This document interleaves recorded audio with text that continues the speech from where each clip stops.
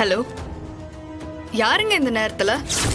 Hello வீரா, நான் வைஜெயந்தி பேசுறேன். நடுச்சாமத்துல தூங்கிட்டு இருக்கும் போது எந்த வைஜெயந்தி? சும்மா என்ன நேரங்கிட்ட நேரத்துல போன் போட்டுக்கிட்டு யார்கிட்ட நீ போனை வை. ஏய், என்ன திமிரா? நான் உன் ஏஎஸ்பி வைஜெயந்தி பேசுறேன். ஐயோ மேடம், நீங்களா? சாரி மேடம், தூக்க கலக்கம். சரியா நம்பரை பார்க்கல மேடம். சரி, அதெல்லாம் விடு.